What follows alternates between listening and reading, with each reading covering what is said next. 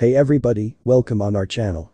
In this video we are gonna see, what if Naruto got harem with Artemis, Aphrodite, Athena and Clarrise. Huge shout out to Wolfblade117 for this story.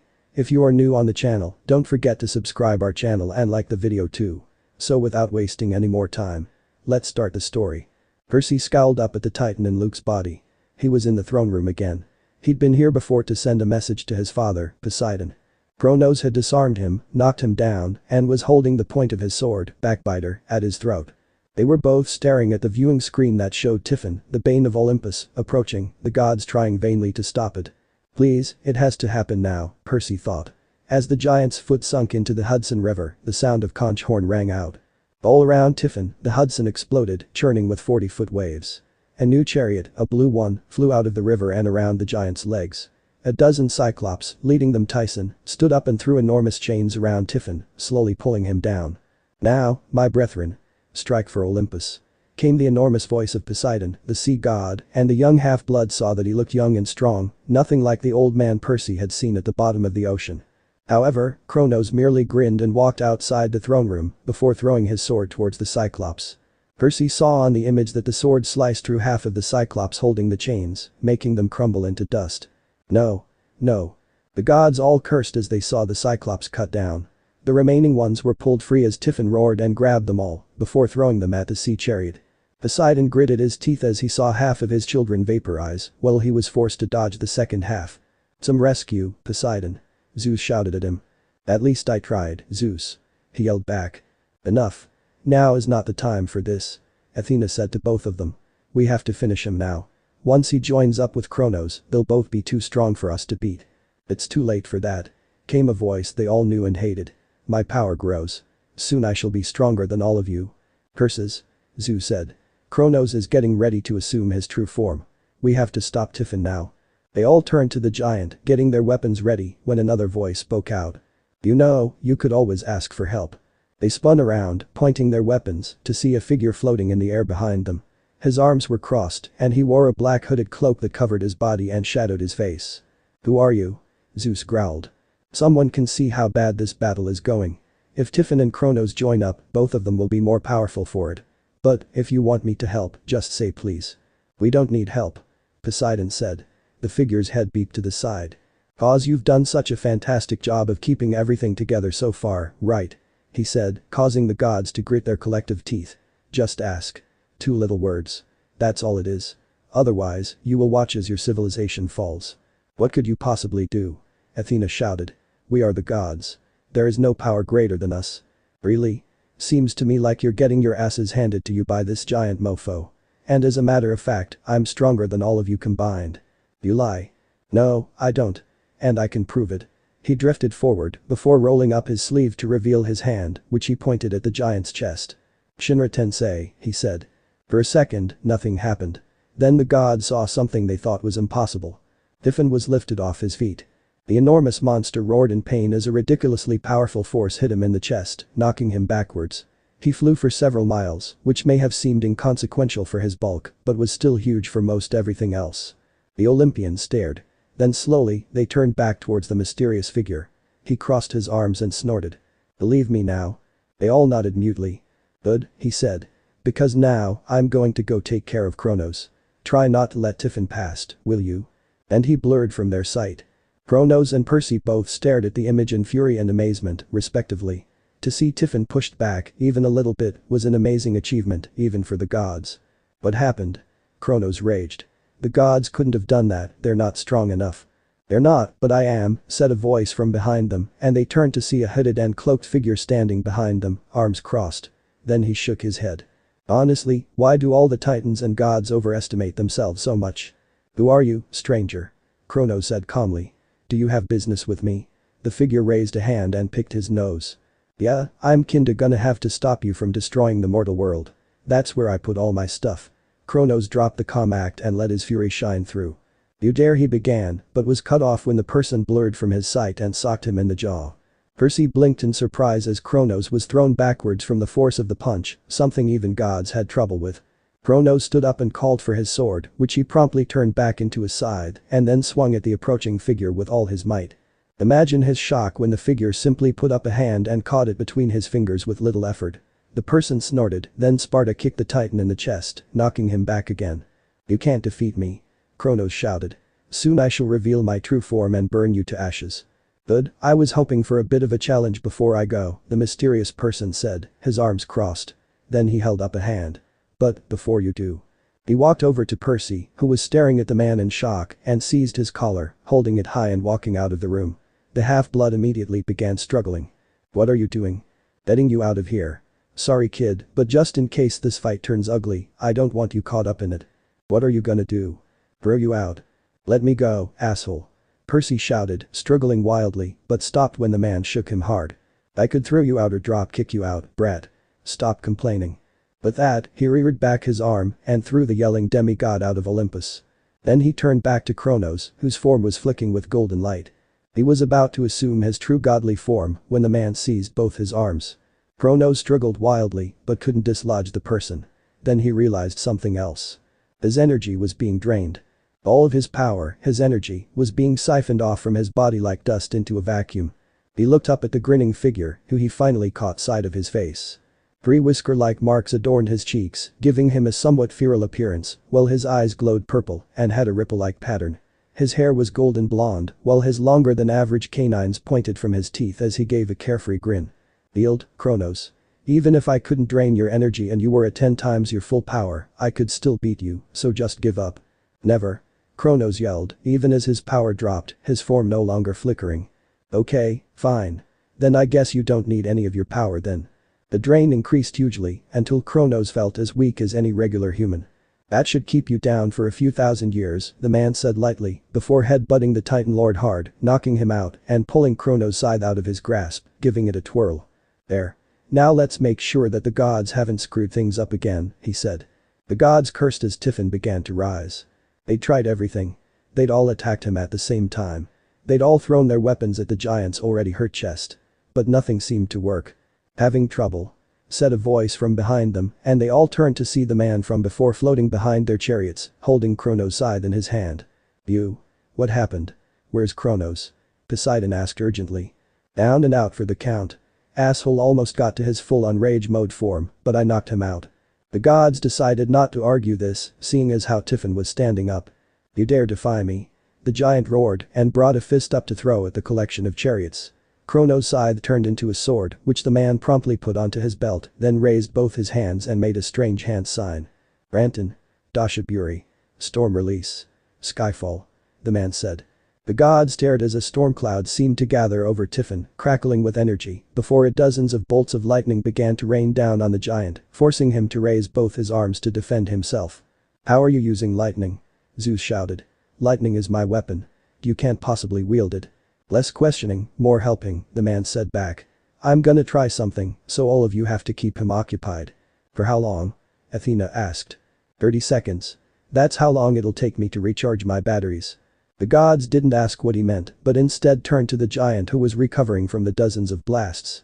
He only looked angrier than ever. "I will destroy you all. None shall deny me my vengeance." Typhon roared. The roar turned into a strangled gulp when Artemis shot a dozen arrows down his throat. Glaring down, Typhon raised a massive hand and swatted downwards towards her chariot. "Artemis!" Athena shouted, trying to get to her sister, but there was no time as the giant's hand impacted on the chariot, sending it to the ground. "Sister!" Apollo yelled, glaring at Typhon with hatred. "Boy, instead of acting all pissy, could you actually do something to stop him next time?" the man said from behind them, and they turned to see Artemis, unconscious. She had reverted to her preferred form of a young girl and was held bridal style in the man's arms. He threw her upwards a little, but before any of them could complain, the man made another hand sign. "Kage Bushin no Jutsu," he said, and another figure appeared next to him and promptly caught the goddess before flying away with her. "What are you doing?" "If you're going to hurt her," Apollo threatened, but was cut off. "If I was going to hurt her, I wouldn't have saved her, idiot," he said. "And since you guys are doing such a fantastic job, I'll take over from here. I'll only need one technique for this." He raised his hands. "Kage Bushin," he said, and 6 clones appeared behind him. "You ready, boys?" he asked, and they all nodded affirmative. He held up a hand, and they all gathered around it. For a second, none of the gods could see what they were doing until they all puffed into smoke, except the original. A small glowing ball of energy was in his hand, different colors running through it. 5 Gensom Shutsu. Rasengan. 5 Element Release. Rasengan. He said. The ball began to expand until it was nearly the size of a house, still spinning rapidly. Eat this, the man said calmly and threw it at Typhon's chest. As it impacted, the ball expanded again, and the giant roared as it was hit by balls of fire, streaks of lightning, bits of earth, bullets of air and waves of water, all centered around the spinning ball. The gods all stared, dumbstruck, as Typhon, the bane of Olympus, began to dissolve. Nuo. I can't be beaten. You shall all die for this. The giant roared, even as his body was disappearing. "Aw, shut up, you big baby." The man shouted up at him. "Honestly, you can get so annoying after a while." Typhon continued to roar until finally, he was nothing, gone. "Phew, I haven't had this much excitement in millennia," the man said, a happy tone in his voice. "Who are you?" Apollo said with some awe. The figure turned his head to the sun god. "My name is Naruto Uzumaki," he said, pulling off his hood to reveal his face. "And we need to have a talk." It was a little while later that all the gods found themselves in the throne room, the seat of their power. Most of the demigods who had fought were in there with them, wondering who the hooded stranger was. Hades had shown up a little while ago with an army of undead and had quickly routed the remainder of Kronos' forces. Said Titan, still in Luke's body, was thrashing on the ground, shouting curses, as he was held by dozens of chains that blocked most of his movement. Naruto, meanwhile, was holding Artemis in his arms as she was still unconscious from Typhon's blow, while the other Olympians, particularly Apollo, glared at him. As the moon goddess woke up, she found herself encircled by 2 strong arms, holding her easily. Not fully awake, she settled herself into a more comfortable position, shifting slightly to press herself against the warm chest. Most of the occupants in the room raised an eyebrow when the moon goddess started to get cuddly, with a man no less. Artemis's dislike for men was well known, so to see her snuggling into one's arms was somewhat disconcerting. "They've hurt to me," Apollo said, frowning in his 15-feet-high form. Normally, that would have looked frightening, having a god loom over someone, but the man merely raised an eyebrow. "Alright, fine," he said. "I have to go do something anyway." He handed Artemis over to Apollo, who reduced in size to be able to carry his sister, then stepped outside, walking past the demigods who were wondering what he was doing. Naruto walked down the steps of Olympus, heading for one specific area. A garden that was being used as a makeshift morgue, where all the demigods who had fallen during battle were resting. He was looking for one, specifically. The body of Selena Borgard, wrapped in a hot pink shroud embroidered with an electric spear. She was the only one left, as all the others had been burned. Clarisse LaRue, daughter of Ares, was sitting silently, grieving for her friend. Her head lifted at the stranger who approached and she wiped her cheeks hurriedly, removing all traces of her tears. The stranger wasn't interested in that though. With a single move, he kneeled down, pulled out a strange knife and slit the shroud down the middle, revealing the pale body of the once beautiful girl. Her face had been mangled by draken poison and the stranger examined her, turning his head to the side inquisitively. "What the hell are you doing?" Clarisse demanded, drawing her sword and pointing it at the hooded stranger, who didn't move and didn't answer. He lifted a hand and swung it down slightly. Suddenly, her sword was ripped from her grasp by an unseen force, clattering to the ground. That didn't reduce her anger one bit, but it did give her some warning to not point weapons at the man. Other demigods had been drawn by her shout and were wondering what was going.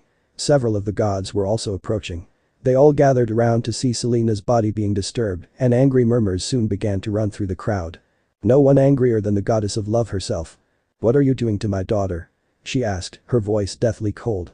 Most of the occupants of the courtyard shivered. When Aphrodite was angry, she'd been known to tear men's nuts off. He didn't answer. Naruto looked behind him, his face hidden by the cowl of his cloak, and his eyes narrowed. A puff of smoke issued next to him, and an identical cloaked figure appeared, looking at the crowd. "Make sure no one interferes," he said, and his clone nodded. "Got it, boss," he said, and crossed his arms, his stance giving a clear message. "No one passes." Naruto's hand descended to right above Selena's face and started to glow green. Everyone stared in amazement as the wounds, caused by the poison of the draken, began to recede until Selena was just as beautiful as before. His hands descended lower, too near her throat, and from her mouth issued a stream of liquid, green and smoking, that gathered in between Naruto's hands, suspended by his chakra. He drew in a breath and a stream of fire issued from his mouth and incinerated the poison, causing several gasps from the crowd. "Phew, that should do it," he said to himself, and turned away from the crowd for a second. "The what?" Aphrodite hissed. "Why are you disturbing my daughter's remains, you monster?" Naruto stiffened slightly, before relaxing again. "Haven't been called that in a while." Forgot what it feels like, he said, before throwing off his hood, showing his face for the first time to many people. Many of the girls, despite the situation, blushed. Naruto, for his part, cracked his neck and sat down, next to Selena's body, facing the crowd, before sighing. "Here goes," he said. He put his hands together in another seal, and smiled painfully. "Outer path. Samsara of heavenly life technique," he said, and immediately stiffened. For a few seconds, nothing happened. But then, Naruto began to age.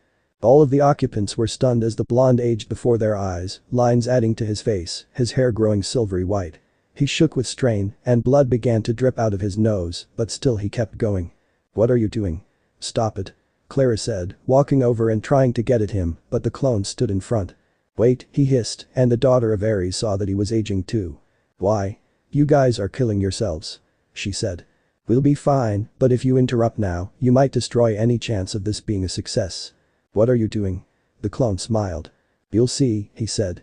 But the final, shattering gasp, Naruto finished, pulling away from Selena's body and drawing heaving breaths. Clarisse, having been let go as the clone puffed into smoke, rushed to his side. "Ah, fuck, I hate using that, especially with shadow clones," he said. He seemed to be growing younger again, but still appeared to be in his late 50s. "I used to be so much better at this crap." "What the hell did you just do?" she asked, and he grinned tiredly. "You'll see." He pulled himself upwards, kneeling at Selena's side, and placed his thumb and forefinger on her brow, near her temples. "Now will you finally show us why you are desecrating my daughter's body?" Aphrodite asked savagely, and he looked up at her. "Sure," he said, and his body seemed to glow for a second, before he pulled his hand away. Most of the people in the garden nearly had a heart attack when Selena Borgard sat up, gasping, and very much alive. Hey, take it easy," Naruto said as she looked at him with wild eyes. "What, where?"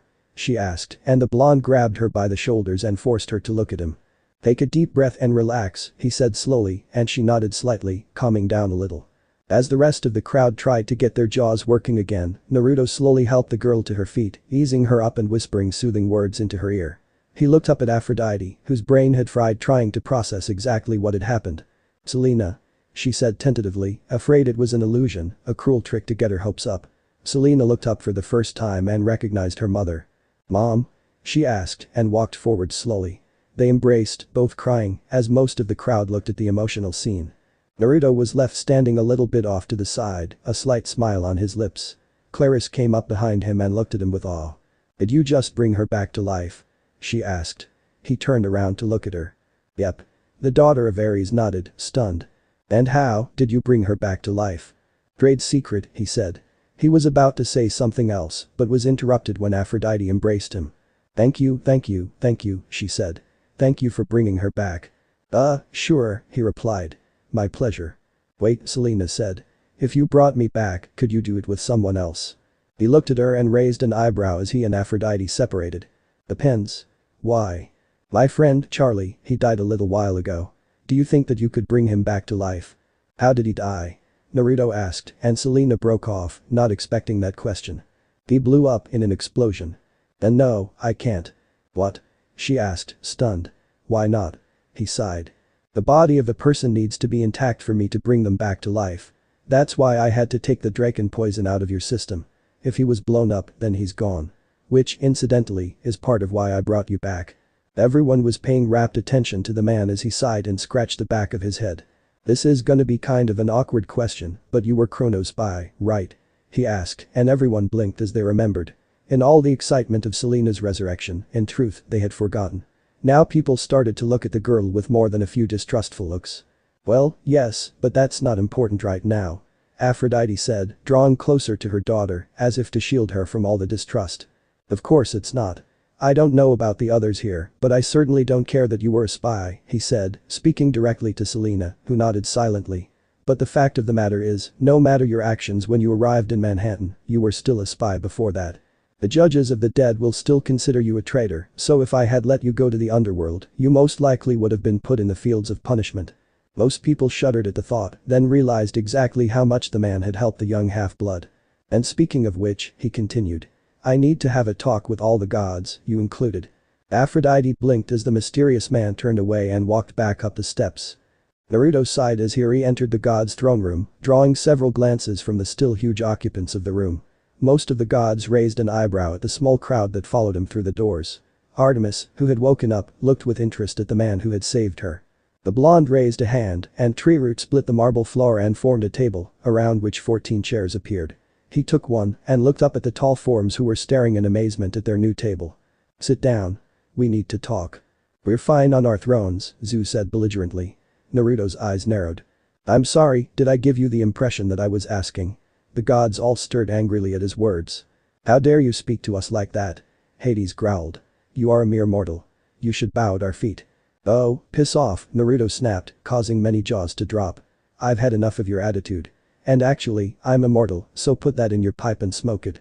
Many of the gods in the room were flickering with light, about to attain their true godly forms, as they grit their teeth in anger. But something in Naruto's eyes gave them pause, something that said that he was supremely unworried by the prospect of being attacked by gods. One by one, they all descended to normal human size, still glowering at the blonde, and took their seats. "Thank you," he said courteously, then looked at the empty spot. "Hestia, you come too." Said goddess, who was still in her form of a young girl, looked up from her hearth and stared in confusion at the blonde. "I'm not on the council of the gods anymore," she said quietly. "And?" Naruto asked. She blinked. Well, she began, but honestly couldn't come up with an answer. "Hestia is not welcome," Zeus said, causing said goddess to look down. "If you have business, it shall be with us." "Hestia is welcome," Naruto returned, glaring at the king of the gods. "Because unlike you, I actually care about what other people think." He turned back to the goddess of the hearth and gestured to the seat, smiling. She walked forward and sat down rather awkwardly. "Okay," Naruto said, crossing his arms. "This court is now in session." "Court?" Poseidon asked. "You are all going to be judged," the blonde, no trace of his former smile remaining. "And if I find you guilty, punished." The gods stirred in confusion and anger. "What gives you the right to judge us?" Athena asked, more out of actual curiosity than anger. At this, Naruto's eyes narrowed. "It's high time somebody did. I gotta say, the gods have done a wonderful job of fucking up my world," he said. "Your world?" Artemis asked. "This world is ours." Zeus snarled. "It belongs to us." "Actually, this world is currently under my jurisdiction," the blonde said. "Especially since I'm the one who created it." Everyone blinked. "You lie." Hades growled. "Only with ladies," Naruto said, smirking, causing several goddesses to blush. "And anyway, I'm gonna be judging you guys now." He turned to the Lord of the Dead. "Let's start with you," he began. "Let's get a list of your meritorious achievements." "Not much, besides kidnapping Persephone." "Seriously? I mean, you just up and kidnap someone to be your wife. What the hell, man? That's just creepy." "Don't change the subject," Hades said, though he looked distinctly uncomfortable. Most of the goddesses in the room were glaring at the Lord of the Dead, especially Demeter. "Finally, someone tells him off for that," she said. Naruto gave a faint smile, then turned to Poseidon. "Poseidon. You, actually, are one of the ones that I have the least problems with. You seem a decent enough guy, though you are still partly to blame for all this." The god of the sea was about to question him on that, but the blonde turned to Zeus before he could. "And you," he said, glaring at the Lord of the Sky. "You're one of my least favorite gods. The head honcho, the big man upstairs, the idiot who almost screwed everything up." The last word caused Zeus to glower at him, sparking dangerously. "You dare." "Shut it," Naruto said, returning Zeus's glare with one of his own. "The gods are the reason that this entire world almost ended, and the blame for that falls almost entirely on you." "That's enough," Zeus shouted, standing up violently, throwing his chair back. "I will not sit here and be accused of this." "Yes you will. Sit down," Naruto said calmly. His unflustered attitude only infuriated the god more. "Enough," he said. "This is completely ridiculous. I'm leaving." "I said," Naruto began, his eyes becoming red and slitted. "Sit down." Everyone in the room gulped slightly as the blonde's voice became deep and angry, almost demonic. Even the king of the gods, who wasn't intimidated easily, paused at the man's words. He wordlessly took his seat again, not showing the apprehension he felt. Naruto subsided, palming his face with a sigh. "Poseidon, Apollo, Artemis, Hermes, Athena, Demeter, Aphrodite, Hestia and Hephaestus. Those are the gods whom I have no problem with. Ares is an idiot who almost caused a war just because he felt like it. Hades is a bit of a creep, but not too bad of a guy, considering that he's been an outcast since the Titanomachy. Hera is a bit cruel, but okay. Zeus is the one that I'm most pissed off at." "You can't talk about my queen like that," the king of the gods said angrily, while Hera was still trying to process how insulted she felt. Naruto raised an eyebrow at Zeus's words. "Oh, cause you've been doing so much better." Sleeping with mortals since you were born. If I had a wife, I wouldn't just cheat on her. I would rather die before doing that. Hera is a much better person than you deserve. Zeus grit his teeth as Hera blinked in surprise. First he insults her, then he defends her. Several other goddesses looked at the man with new interest as he sighed again. Both of you have been screwing with mortals since you were born, Zeus with ladies, Hera with Zeus's children. I'm not saying that the other gods haven't had mortal offspring, but at least when the world is on the line, they can keep it in their pants, though Poseidon, that was a bit of a screw-up on your part. Poseidon had the decency to look sheepish. Who are you calling a screw-up, prick? Came an angry voice, and they all turned to see Percy Jackson, panting and pissed, glaring at Naruto. Oh, hey, you're okay, he said calmly. Percy walked forward and slapped the blonde on the back of the head. Ow. What the hell was that for? That's for throwing me off of Olympus, jerkweed. I could have been killed. Percy growled, and Naruto stood up, getting in the demigod's face. Keyword there being could. You seem plenty safe to me, douchebag. You wanna go, motherfucker? Bring it on, asswhoop. Every person in the room sweat dropped at their performance as they stood chest to chest, nostrils flaring and eyes narrowed. But you guys knock it off. Thalia, daughter of Zeus, shouted at them. They both blinked and looked at her, surprised. They stepped away from each other, and Naruto scratched the back of his head sheepishly. Sorry for throwing you out, he said, holding out a hand. Percy took it a bit reluctantly. Yeah, sure, he replied suspiciously, and they shook. Naruto sat down again as Percy stepped back to the remainder of the crowd, still looking incensed. Anyway, where was I? The blonde asked, rubbing his eyelids. A bit of a screw-up on Poseidon's part, Artemis said. Right. I'm glad that worked out, by the way. And speaking of which, he said. There's something I need all the gods to do. Why should we do anything for you? Zeus snarled. All you've done since you've arrived is insult and threaten us. Naruto blinked at the sheer idiocy of the god statement. Most of the people around the room looked at Zeus, incredulous that he could be so ungrateful. I'm also the one who defeated both Typhon and Kronos, the blonde said, his voice quiet. You really do have an inflated sense of your own importance. I'm a god. Zeus yelled, standing up again. I'm many times more powerful than you. Naruto raised an eyebrow. Says the one who was getting his ass kicked by a guy that was cut into 1,000 pieces. And if we were going by levels of power, he began, slouching in his chair and picking his teeth. Well, imagine if a fly crawled up to your table and started to get snarky. Most of the occupants of the room gulped slightly. Zeus, however, was simply too far gone by now. I'm more important than you. I rule over this entire planet. Exactly, the blonde said. Everyone looked at him in confusion. You rule over this planet. This one, minuscule planet, in one tiny solar system, in a galaxy that's barely out of its diapers. Naruto glared at the king of the gods. I'm old, Zeus. Very, very, very old. So, I invite you to try to comprehend how insignificant I find you. Zeus was about to retort, but Naruto sighed and rubbed the bridge of his nose. Look, we could trade insults until I grow old and die, which is unlikely, so I'll just lay it out for you. Currently, I'm in a bit of a predicament. Actually, I'm trapped. Everyone blinked in surprise. If you're so powerful, then how could you have been trapped? Athena asked, curious. I was taking a nap. Naruto said, scratching the back of his head sheepishly, causing the occupants of the room to face fault. Honestly, I'd gotten careless. Over 3 million years, give or take, had passed since I'd last been here, and I wasn't really expecting any trouble. Then his eyes narrowed. The bunch of guys trapped me inside of an egg and buried me, sealing almost all of my power away. An egg? Zeus asked contemptuously. Yes, an egg, Naruto said calmly, but everyone could tell that he was getting more and more annoyed with Zeus's attitude. So powerful, and yet you get stuck in an egg. Was it from a chicken or an ostrich? The king of the gods snorted. Naruto fixed him with a glare. Not quite. This egg happens to be 12 feet tall with alternating foot-thick layers of diamond, adamant and titanium, then fixed with some of the most complex and dangerous power-pressing seals known to man, Naruto said, his voice deathly quiet. Everyone gulped, and for once, Zeus was at a loss for words. And did I mention that this egg happens to be buried about 600 feet below the earth? He asked, and everyone shook their heads, trying to imagine what he was talking about. How long have you been there? Artemis asked, horrified. Well, I started around 30,000 years ago. And you haven't been up since? Athena wondered. Naruto's fists tightened. The descendants of the men who put me there guard me all the time. They keep me on a leash, only letting me out when they want to destroy something. They fixed me with some pretty good seals, I can't get out of them or harm the men who use them. So I'm stuck doing their bidding. What do you mean? Hestia asked. He gave her a pained look. Let me put it this way. Last time they hauled me up, Noah was building a boat, he said, causing everyone's eyes to widen. Then his face wrinkled, like he'd just tasted something sour. You've got to get me out. Everyone raised an eyebrow. He seemed pretty desperate. Why? What's the matter? Athena asked. Inside the egg, it's too horrible to think about. What? Aphrodite questioned worriedly. Naruto looked like he was having a panic attack. It stinks. It smells like someone dropped a dead animal into a puddle of tar and lit it on fire, he said, making choking noises.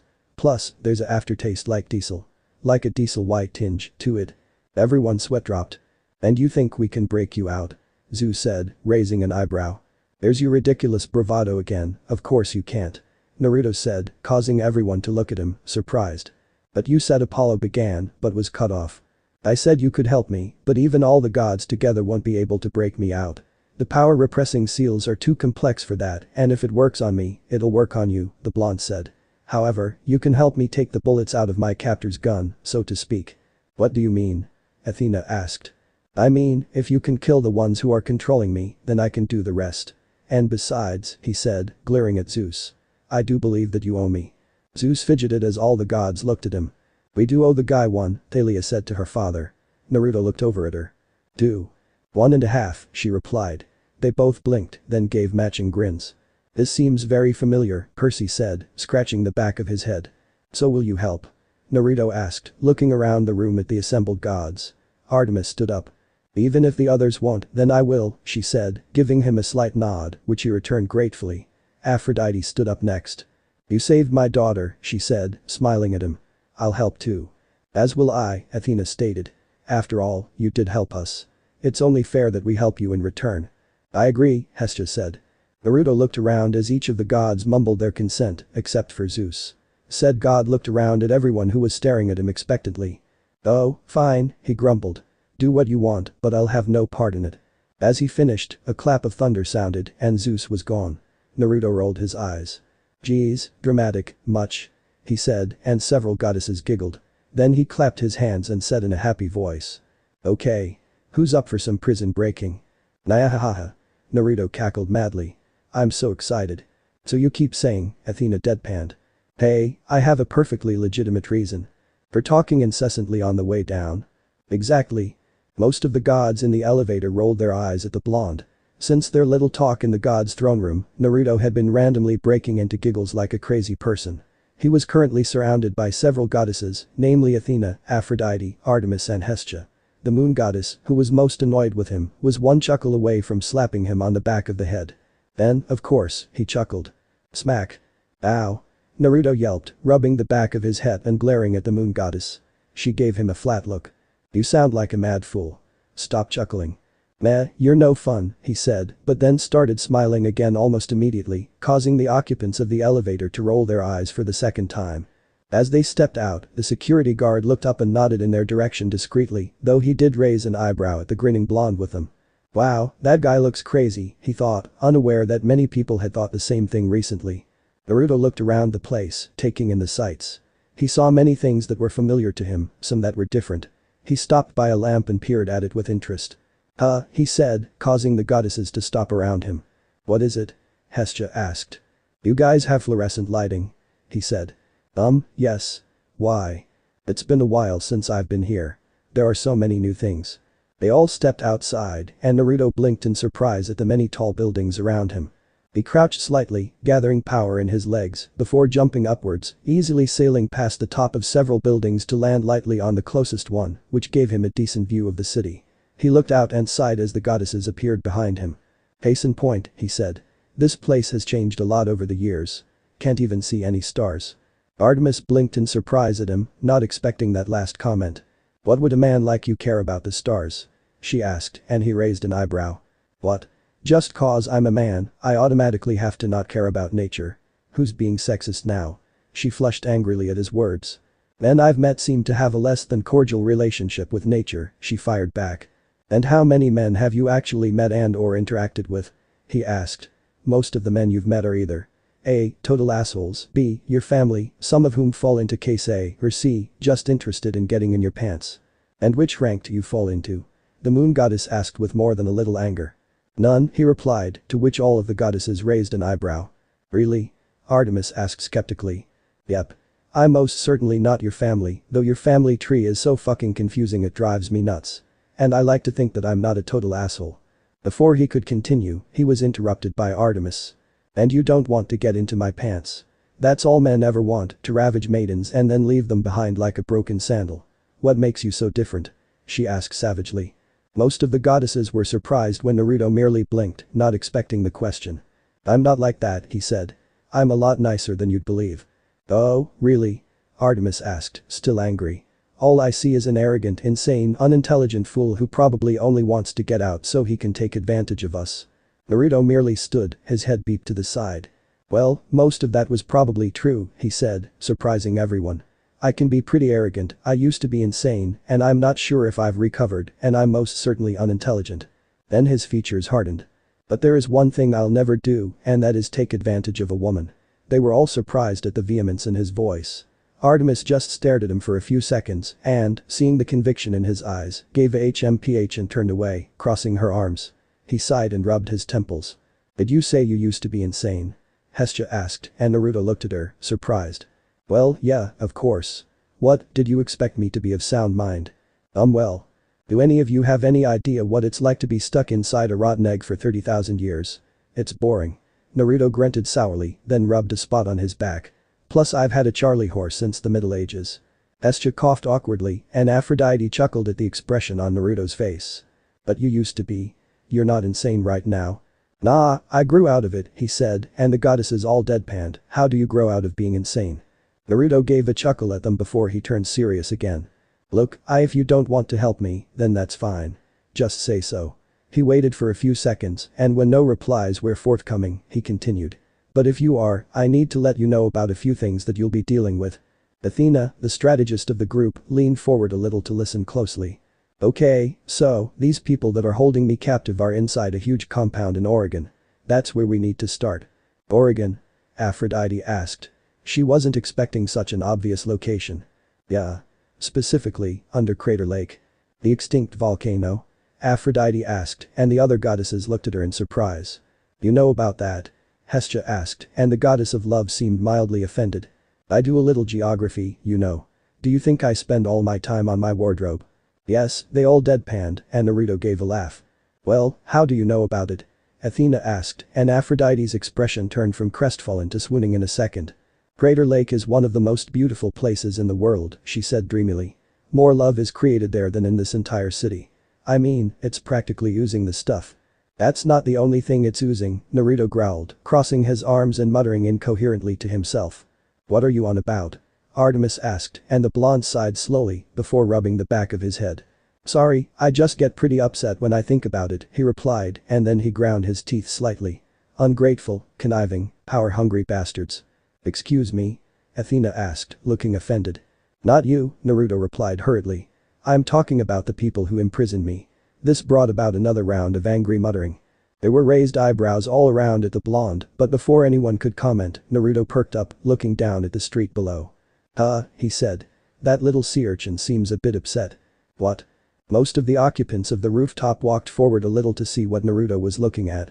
Down below, Percy was having a rather heated discussion with some of his friends. As they watched, he ran towards the edge of the river, and pretty soon, several shapes appeared in the surf. What are they? Naruto asked, scratching his head in confusion at the beautiful animals in the water below. They're called hippocampi, Athena said. Some of the most beautiful creatures in the world. Naruto deadpanned. They're fish ponies. Don't be so rude. Aphrodite said with annoyance. He looked up at her, blinking. Yeah, but they're fish ponies. The goddess of love, normally used to people respecting the beauty in things, couldn't help but cross her arms and pout. There they go. Naruto said, watching as the three shapes swam off with the speed of jet skis. Who wants to follow him? I thought you said that you wanted to get free. Hestia asked, slightly confused. Well, yeah, but I've been waiting for a few thousand years, I can wait for another couple minutes.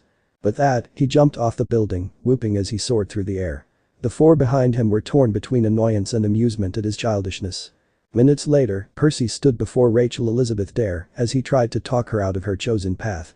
Sorry, Percy, she said with a sad smile. I meant to do this, I know I am.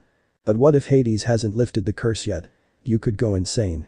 That's a risk I'm willing to take, she said as she walked forward into the camp big house. Before he could say anything else, a cheerful voice sounded from behind him. "What's happening here? Sounds exciting." Many of the campers turned around to look at the mysterious man who'd most likely saved all of their lives. Behind him, 4 goddesses appeared, looking slightly out of breath, causing many campers to kneel. Percy, however, wasn't having such a good time. "You. Go in there and get her out." He practically shouted at the blonde, who blinked. "Huh?" Nearly tearing his hair out in frustration, the black-haired boy elaborated. "Rachel. She's in the big house, trying to become the Oracle, but if it fails, she could go insane." "That's not necessary, Percy," came another voice from behind him, this one belonging to Apollo. "Rachel will be fine." "How do you know?" Apollo raised an eyebrow. "Hello? God of prophecy standing here?" "Ah, crap." Naruto suddenly cried out, holding his sleeve up to his nose, and the people around him gave him questioning looks. "Something smells like rotting snakes. What the hell is that?" His question was answered as the door to the big house opened, a green mist pouring through. Naruto coughed violently, the smell was nasty, especially around the figure that the mist was issuing from. Rachel stepped out of the large building, her eyes glowing green, as she looked around at the assembled campers and gods, and finally stared at the blonde man. "Geez, could you tone it down a little?" Naruto shouted, which turned out to be a mistake as he inhaled even more of the smoke. Gagging, he tried desperately not to throw up and was immediately grateful when the mist receded somewhat. Then, Rachel looked over at the group of goddesses and opened her mouth. A harsh raspy voice sounded out, carrying the weight of thousands of years behind it. "Approach, seekers, and ask," she said, and they all blinked. "You mean all of us?" Athena asked, clearly confused. She'd never heard of a prophecy being about more than one person, let alone about gods. The oracle gave a short nod and she gulped, looking around at the other 3, who were just as confused. What is our prophecy?" she asked lamely, and the oracle's smoke began to solidify until it took an image that surprised everyone. It was Naruto, or at least, an image of him. The lookalike opened his mouth and in the same voice as the oracle, began to speak. "Night will fall and drown the sun. Good men rise while demons run. Friendship dies and true love lies. Night will fall and the dark will rise. Demons run but count the cost. The battle's won, but the child is lost. A man and a beast, above, beneath. One has a smile and one has teeth. While the man above might say hello. Expect no love from the beast below." But those final words, the Naruto lookalike fell silent, gave one look at the original, who was gazing at him thoughtfully, before fading back into smoke, which itself began to recede into Rachel. As the last of it began to fade, she closed her eyes and slumped tiredly, about to fall over. Before she could, Naruto rushed forward and put an arm around her shoulder, steadying her. "You know something I just realized?" he said with seriousness, and everyone gulped at what his reaction would be. Then he gave a big smile. "I really am ruggedly handsome, aren't I?" Everyone face faulted, even Hestia, normally the quiet voice of reason, couldn't help but sigh at his sheer carelessness. "Are you for real?" Percy asked. "That was easily the scariest prophecy I've ever heard, and I've heard some that would give people nightmares." "You kidding?" Aside from the nasty smelling smoke, that was awesome. "You never take a prophecy lightly, especially not one like that." "Meh, prophecy. I emit a noxious effluvium in prophecy's general direction." "I'm surrounded by idiots," Artemis groused, causing 2 voices to say hey. Everyone quieted as Rachel began to stir, still being held by Naruto. As she opened her eyes, she caught sight of the handsome blonde man holding her up and her cheeks darkened slightly. What happened?" she asked. "Well, you can dispute green smoke and said a rhyme," Naruto answered bluntly, and everyone face-palmed. "For the love of Athena said. He's such a," Aphrodite groaned. Rachel blushed harder, but his next words cut her off. "It was so cool." She blinked. "Really?" "Well, the smoke smelled kinda funky, but other than that, it was totally awesome." His point was somewhat ruined when he turned away and belched out a sizable cloud of green mist. Sorry." No problem," she said, clearly unsure of how to respond. "Can you stand?" he asked, and she blushed even harder as she realized that she'd been unconsciously leaning into his warm and very muscular body. "Yeah," she said, stepping away from him with only a hint of reluctance. "I think that it's time you explained some things to us, brother," Artemis said with a glare at the sun god, who was caught off guard at her sudden question. What? Don't play dumb with me, no matter how easy it is," she growled at him, and Naruto laughed. "Ha ha. Good one," he said with glee at the offended look on Apollo's face. "That's so rude, little sis. I'm not that stupid. You barely even have a brain, you great big ball of gas. And for the 5 millionth time, I am not your little sister." Apollo recoiled slightly at his sibling's anger. "I have a brain," he murmured quietly. "I just don't use it much." By now, Naruto was literally rolling on the ground with laughter, struggling to draw breath at the hilarious display before him. Finally managing to recover after a few seconds, he wiped a few tears of mirth from his eyes as he continued to chuckle. "Oh, man, I haven't had a laugh this good since I hung out with Pan." The full 5 seconds of silence followed his statement.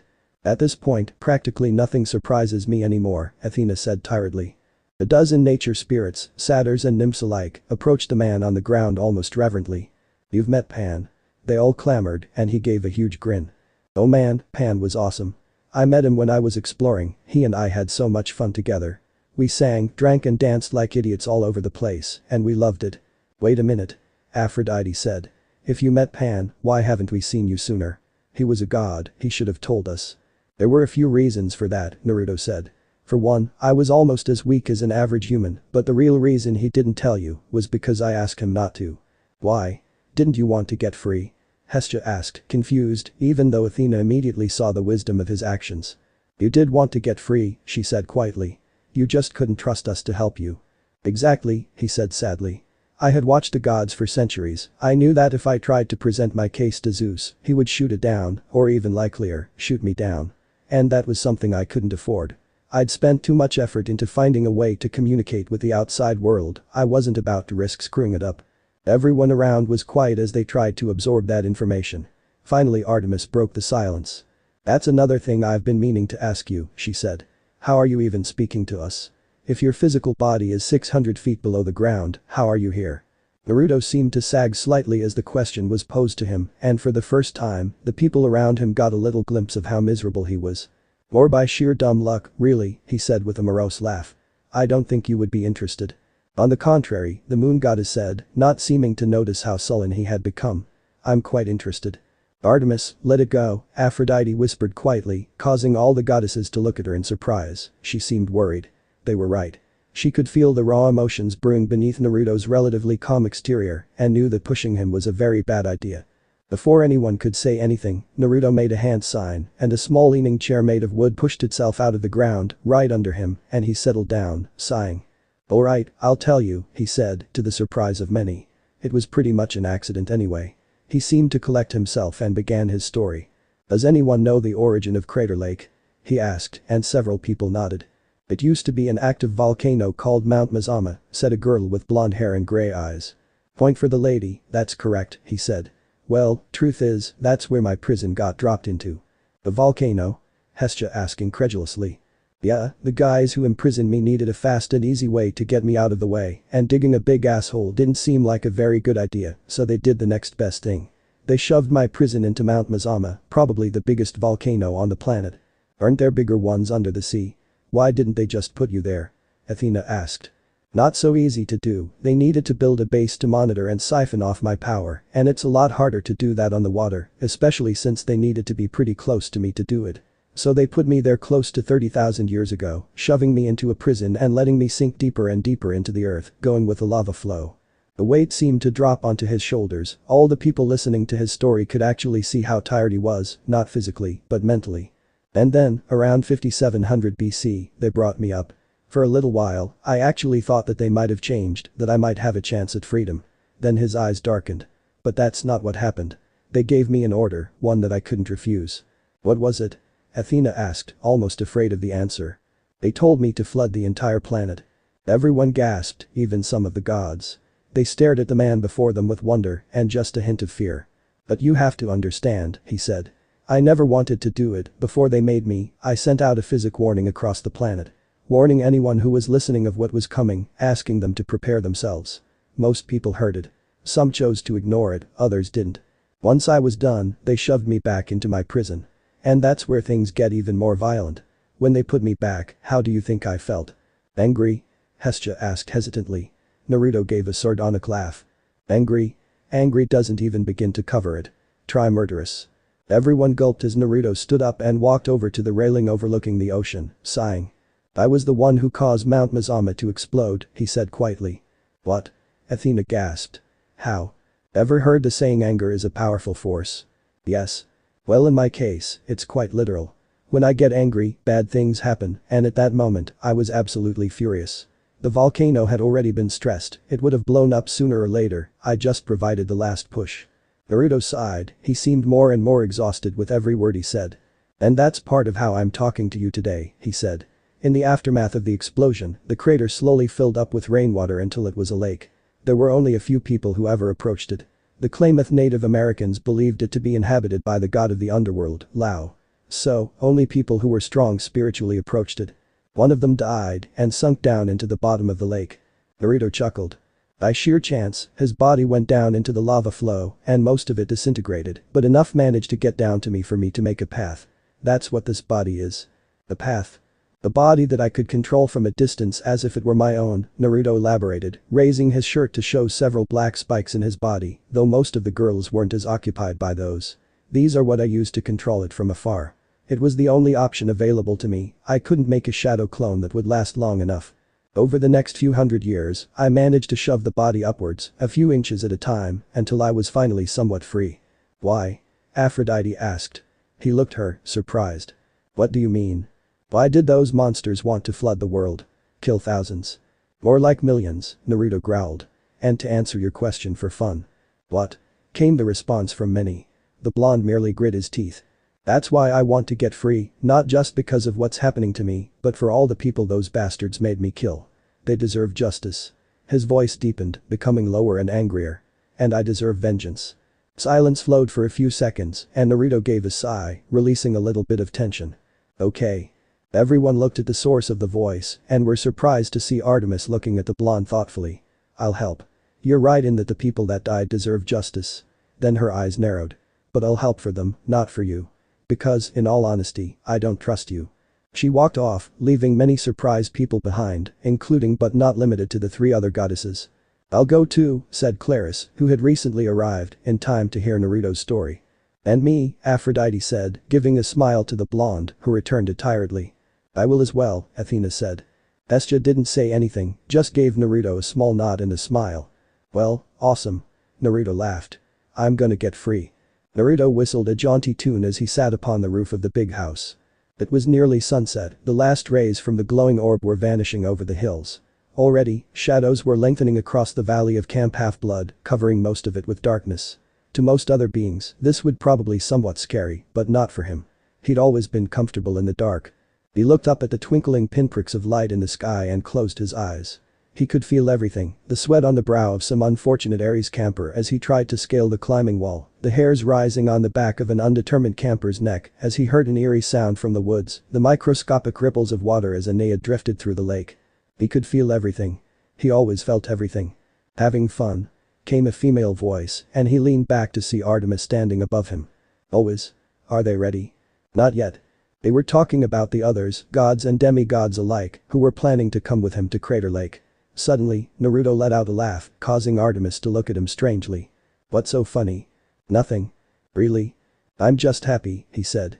The moon goddess gazed at him oddly, and she did notice that he was smiling softly, looking out at the horizon. His purple rippled eyes seemed to glow as he let go of the breath he was holding. He seemed so peaceful. Feeling her attentive gaze on him, he glanced over. What? Is there something on my face? Artemis blushed as she realized that she'd been caught staring and shook her head. No, there isn't. Really? Because you can tell me. Is it a spider? Is it a fly? He said it in such a scared voice that she rolled her eyes. More powerful than Zeus, and he's scared of a fly. What? Flies are terrifying. It's an insect. Act your age, why don't you? That got boring a long time ago. Resisting the urge to strangle the blonde, Artemis settled for shaking her head. Are you two having fun? They both turned to see Aphrodite smirking at them, standing with her arms crossed. Don't know what you mean, Artemis said coolly. The goddess of love raised an eyebrow. Oh, really? She asked. They were interrupted as Naruto lay down with a pout, his arms stretched out. When are they gonna be ready? I'm bored. You seem to get bored a lot. Do I? I shouldn't be bored. Why am I bored? Only boring people get bored. I'm not boring. Everything about me absolutely is not boring. Then why are you bored? For the first time in a long time, Naruto was speechless as he realized that Artemis had won the verbal argument. Well, that's not he stuttered as he tried to come up with a response. The moon goddess smirked slightly, then raised an eyebrow when Naruto muttered something that was almost too quiet for her to hear. Annoying little bacterium, aren't you? He grumbled. Then he immediately smacked himself across the face. Shut up. That's rude. Are you alright? Aphrodite asked. Fine. Well, sort of. What's the matter? Shinju is being annoying, he said, then winced as a sharp headache struck him. Ow. Damn it, shut up. You totally are, you asshole. Ow. Fuck, I don't even know how I stand you. As Naruto was having his private conversation, the campers who were coming with him gathered at the foot of the big house. Mom? We're here. Selena yelled up at them. We'll be just a second. Aphrodite replied, staring at the blonde, who was now punching himself in the stomach violently. Ow, ow, ow. Damn it, now you've made me hurt my hand, pasta tails. A short pause. What the hell do you mean, it's my own damn fault.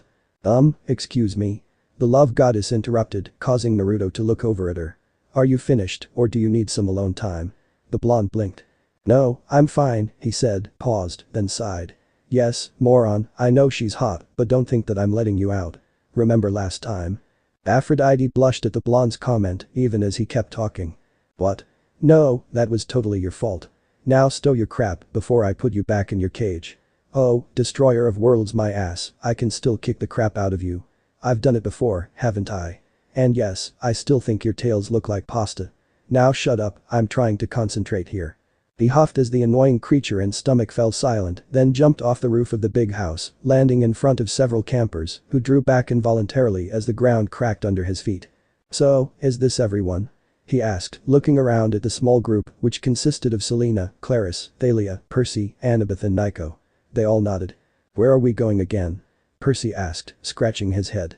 Greater Lake, Seaweed Brain, Annabeth replied, punching him on the shoulder affectionately. Most of the others smiled as Percy rubbed his arm, struggling but not quite succeeding to look angry. Alright, everyone, listen up, Naruto said. Everyone stood a little straighter as he eyed them, taking in their nervous expressions. What? I'm not going to disintegrate you. Relax. Of course, this had the opposite effect of what he hoped, as they stood even more stiffly. Naruto frowned for a second, then sighed. Alright, this clearly isn't going to work. Everyone sit down. All of the demigods blinked. Where? Thalia asked. Naruto merely smiled, then snapped his fingers. Everyone in the group was suddenly pushed off their feet to land on comfortable wooden chairs that grew out of the ground beneath them. Geez, a little warning next time. Aphrodite said irritably. Sorry, he replied, not sounding apologetic at all, and sat down in his own chair.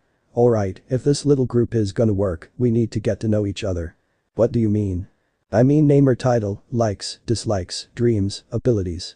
If we're going to be a team, we should start acting like it. Most of the people around blinked in surprise. We're going to be a team? Annabeth asked, surprised. Well, yeah. If I'm going to make a plan of attack, I need to know what I have to attack with, he said, then shrugged. Basic strategy. Both Annabeth and Athena stirred a little with interest at his words. Honestly, they were used to being the strategists for their own communities, and to see someone else do so was interesting, to say the least. Anyway, who'd like to go first? He asked. Most of the group blinked before Annabeth raised her hand timidly. You're kidding me with that, right? She hurriedly put it down and asked, well, why don't you give us an example? Naruto blinked, then scratched his head thoughtfully. Why does this seem so familiar? He asked, then shrugged. Alright, I guess I'll go first. My name is Naruto. I have a bunch of very long, very boring titles. I like ramen, running, traveling, hunting, reading, carving, forging and watching the stars. The group stirred with interest as the blonde began speaking. They'd all been curious about this mysterious person who'd possibly saved all their lives. I dislike arrogant people, those who judge books by the cover. Here, he gave a small sidelong glance at Artemis, who huffed and turned away. And he paused for a second, struggling to get the words out. Fucking time it takes for ramen to heat up. My dreams, well, probably to get free in the next 24 hours. Other than that, I don't know. As for my abilities. Well, with my main body I can pretty much do anything. With this weaker one though I have better senses than any animal, I'm stronger than an elephant and faster than a rassicker. So basically, I'm awesome. The group blinked at Naruto's assessment of his own skills and Artemis, predictably, snorted with contempt. Of course you do. Should we not bow before your greatness, O mighty one? No way. He said vehemently, surprising everyone. That's the one thing I don't want. No one should ever bow to me. Everyone blinked. The demigods were stunned that a guy who claimed to be more powerful than any god didn't want to be shown respect. Wow. And why not, might I ask? It makes me feel old. Artemis gave him a flat look. You're old. And you're ugly. Excuse me. Anyway, who's next? He looked around at the group, ignoring her furious glare. They all seemed collectively disinterested in being looked at. Slowly, Athena raised her hand. "Alright, your turn, Athena," Naruto said, putting both hands behind his head. Alright," the goddess replied, taking a second to collect herself. This was surprising for the other goddesses, though they didn't let it show. She'd had always been calm and composed, but now, she seemed almost flustered. "My name is Athena, goddess of wisdom and battle. I like reading, writing, art, music and weaving. I dislike spiders and those who take knowledge for granted. My dream. I'm not sure. As for my abilities, I am a master strategist and I wield a spear, sword and shield. I am confident in my own skills." She looked around, taking in many expression, ranging from admiration to interest. When she finally arrived at Naruto, she was surprised to see that he was looking at her with a big smile on his face. "Awesome. Sounds like you kick ass," he said, and Athena blinked in surprise at the compliment. "Anyway, who's next?" "I'll go," Aphrodite said cheerfully. "My name is Aphrodite, goddess of love. I like shopping, music, trying on clothes, visiting beautiful places, and sex." Here she was interrupted as every male in the group except one simultaneously blushed scarlet. The other demigods and goddesses all facepalmed. "Mom?" Selena said, scandalized. "Oh gods," Artemis muttered, her cheek slightly pink from the image in her head. Naruto meanwhile, merely pinched the bridge of his nose and sighed. Doesn't even try to hide it. "But anyway, I dislike people who don't appreciate beauty, prudes, and my husband." She was interrupted again as Naruto raised a hand and ran it through his hair, muttering with his eyes closed. "Oh, for crying out loud." The goddess of love looked over at him, eyebrow raised, as the rest of the group looked between the two awkwardly. Aphrodite's lack of marital relations with her husband were legendary on Olympus, as was her frequent trysts with mortals. She looked at him, a confused expression on her beautiful face. "What's the matter?" "Later." "Okay, well, anyway, my dream is probably to find someone who can satisfy me." "What do you mean?" "Someone who can fuck my brains out." "Mom? Have you no shame?" "Troublesome. Anyway, I can charm anyone with my voice, and I'm fairly handy with knives." As she paused her speech, she finally looked around at the gathering, before realizing that everyone was a shade of red that was pressing the limits of good health, and blinked slowly. "Is something the matter?" "Later." "That's the second time you've said that." "I happened to notice, thank you." She peered at Naruto oddly, though he just massaged his temples and sighed. "Next person?" he asked, and Hestia slowly raised her hand. "You go ahead." "My name is Hestia, goddess of the hearth. I enjoy reading, quiet places and tending my fire. I don't like it when my siblings argue. My dream, I'll keep that private. I have moderate control over fire and use an iron staff in combat." "Sounds good, who's next?" "How about some demigods?" He gave a pointed look at Percy, who blanched a little at the attention. Okay, well, my name is Percy Jackson, son of Poseidon, god of the sea. I like swimming, canoeing, capture the flag, basketball," and here he blushed bright red as he took a fleeting look at Annabeth, whose cheeks flushed slightly as well. "You like what?" Athena asked, a stern look on her face. "I didn't hear you." "Don't bully the poor kids," Naruto said with amusement. "I think they're cute together." The goddess of wisdom looked at him with a hint of anger, while her daughter looked surprised. "How did you know we were?" she began, but, seeing a very nasty light in her mother's eyes, didn't finish the sentence. Naruto merely gave a chuckle. "Please, I've been doing this a lot longer than any of you. I know how to spot two people who are hopelessly in love with each other. You two red-faced children and one furious mother." "Don't look so upset, Athena," Naruto chided. "You can't control how people feel. But we're getting off topic." He looked back at Percy. "Keep going, kid." "Right," he said, coughing at the evil eye Athena was giving him. "I don't like dry places, storms are flying. My dream is, I don't know, probably some peace and quiet, and for gods not to kill me if I look at them wrong." He blushed as he realized that he'd said that out loud, and a quick glance at most of the gods present told him they weren't exactly pleased to hear him say that either. Naruto, of course, just looked amused. Anyway, I can control water pretty well, I'm good with a sword, and I'm currently mostly invulnerable." "Curse of Achilles, huh?" Naruto asked, and everyone looked at him sharply, wondering how he knew. "What? I know stuff. Unlike what some people think, I'm not a complete moron." He made a point of not looking at Artemis as he said that. "Next." "I'll go," Thalia said with a grin. "My name's Thalia, daughter of Zeus, god of the sky and currently a hunter of Artemis. I like killing monsters, camping, my sisters and my friends. I don't like water, small spaces, or heights." Here, Percy and Naruto both let out small snickers and she glared at them balefully. "And I particularly dislike annoying boys. My dream is to continue to serve my lady Artemis. I can control electricity and use my spear and shield in a fight." Naruto smiled. Girl who can kick any boy's ass, huh? Damn straight. Good for you, he said, and Thalia looked at him, surprised, but he'd already turned to the group. Next. I'll go, Nico muttered. My name is Nico D'Angelo, son of Hades, god of the underworld. I like reading, collecting stones, finding ancient bones and putting spirits to rest.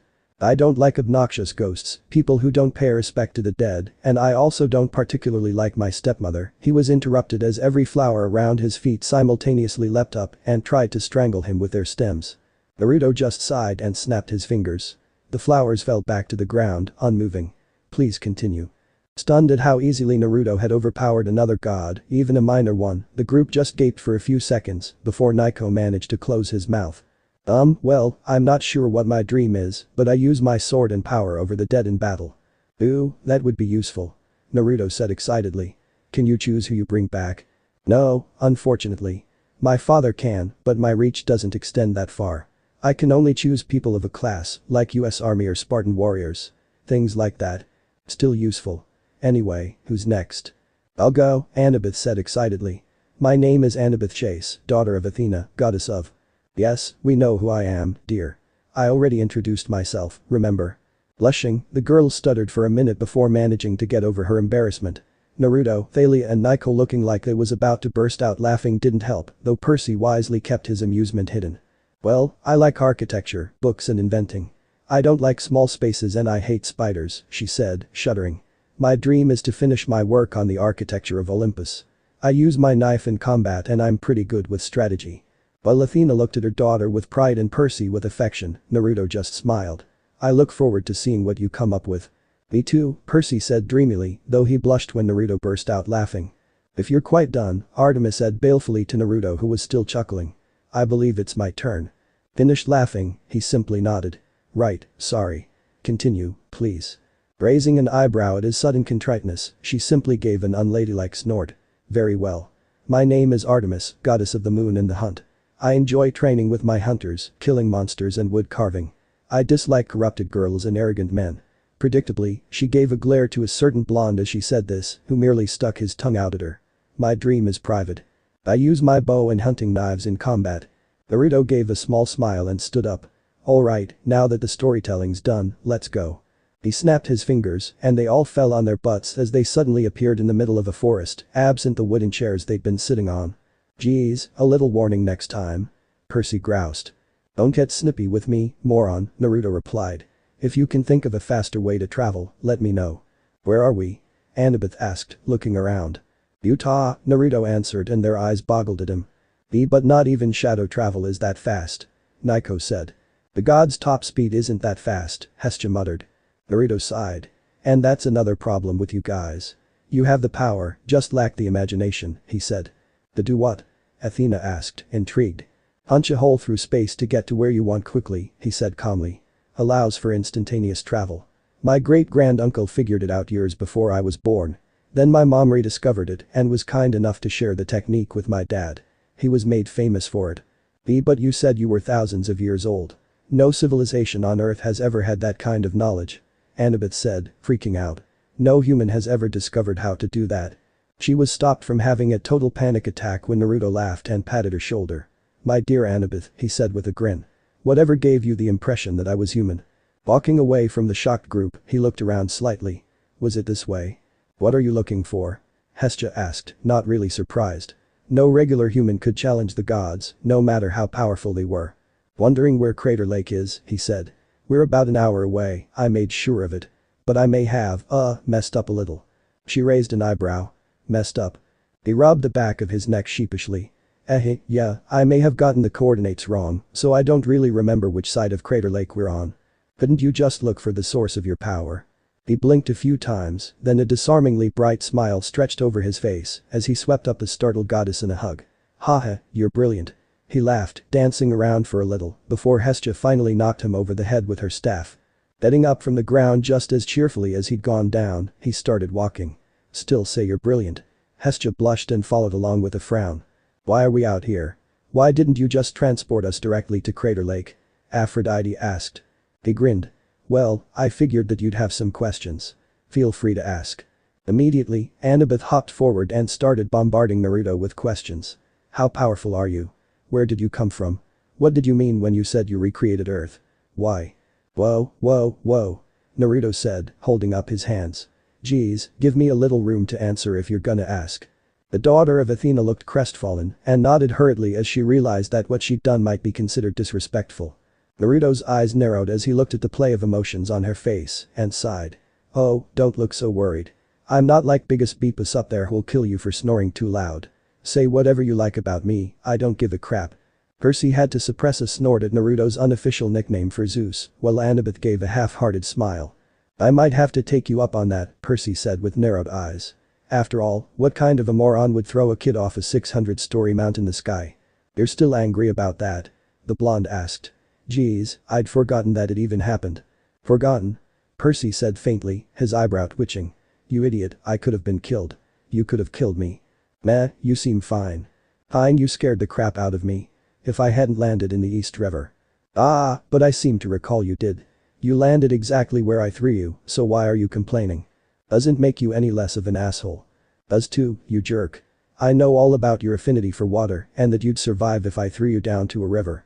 And what if you'd missed? I could have died. And yet here you stand. Don't be upset that you're still alive. Shut it. Annabeth shouted, causing them both to swivel in surprise. We still have to get to Crater Lake, you idiots. So stop arguing and start walking. Percy and Naruto stood at attention and snapped off salutes. Sir, yes sir. They sped off and the group looked back at Annabeth with surprise and a hint of admiration. Well done, dear, Athena said with a smile, causing her daughter to blush. Naruto's annoyed voice sounded from the trees. Come on, people, don't have all day. We have an awesome guy to save. Artemis eyed tiredly. Why in Hades did I agree to this again? End chapter. So this part ends here. If you want to see next part of this series, like the video now and share the story with your friends. Bye bye.